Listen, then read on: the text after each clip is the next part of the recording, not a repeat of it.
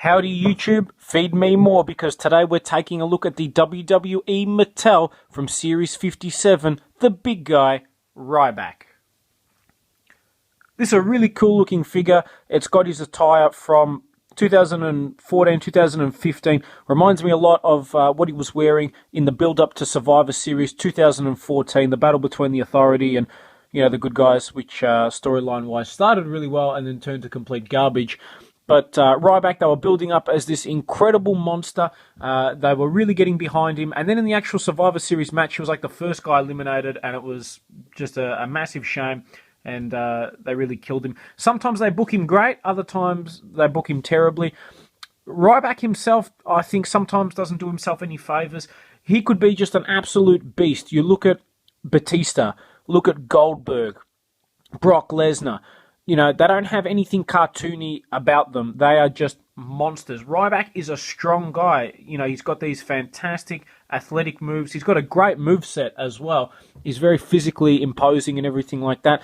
But he just does, I think, some cartoony things that I really don't like. I don't like when he sets them up for the shell shock, he marches his feet, and that to me looks kind of crappy.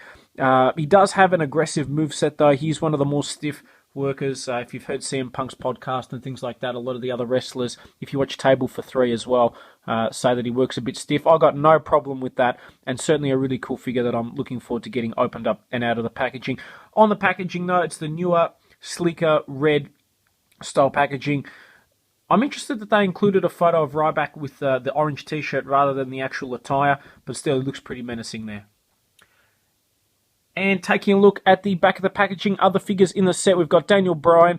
For some reason, the face scans on a lot of the Daniel Bryan figures, I think, are just terrible. The way they mix the paint and everything, I really am not a fan at all. Big Show, I was reading a review on him, and the review was brilliant. I cracked up. It was just trash, trash, trash. This is a garbage figure. I'll leave it at that. Ryback's pretty cool, obviously. Eric Rowan I've reviewed. That's a great figure. Paige, pretty sick as well. And then Finn Balor I've reviewed. That's the best one of the set by far. So let's get Ryback opened up. Okay, and here we've got Ryback opened up and out of packaging. Definitely a really cool figure. I'm a big fan of this. If you find him, I think it's well worth picking up. When you're a kid and you start collecting wrestling figures, you tend to get your favourites. I've got, actually maybe 15 different types of Undertaker figures, which is crazy. RVD, I used to love all the figures they'd bring out of him because he had the different type designs and colour schemes. Ryback is a little bit like that. Each figure they release, I think anyway, looks awesome. And this one's no exception. I'll bring it forward so you guys can take a look. I think this is the best Ryback face scan that we've gotten to date. I'll bring in an earlier released Ryback. You can see obviously the difference. The face on this isn't bad. The face on this new one is 100 times better. I think the facial hair is a lot more accurate. It's actually got a little bit of detail. There is some stubble effect going on there, which always looks a lot nicer than just the straight paint. Taking a look at his attire as well, it's got feeding time on the top there, the big guy Ryback. There's just something about this that looks really cool. I love too the addition of the black as well on the sides and the back. It's just a really cool looking figure. Visually, it's really nice. There is some, and I guess it'll vary on each figure, discrepancies with the paint, like the white does tend to be a little bit excessive on some parts of it, but overall really nice. I love the design on the back as well. Hopefully you guys can see that. I think that's pretty cool. It's got the Feed Me More chomp chain Mario character looking thing there. Very nice indeed.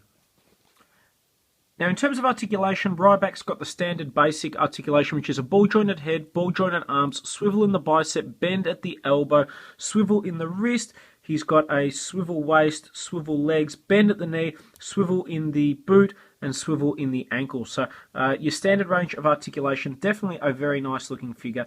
Now, Mattel are bringing out an Elite as part of Series 41 Ryback, which is a little bit more accurate. One thing...